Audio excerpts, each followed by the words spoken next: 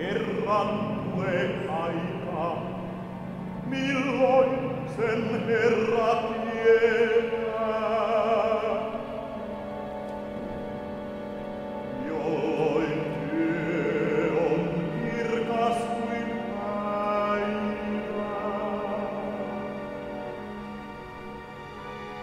eikä ilta enää pimene.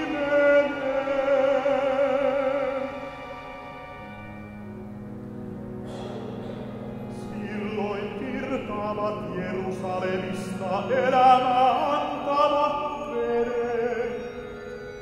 Puolet niistä juoksee itäisen meren, puolet läntisen meren.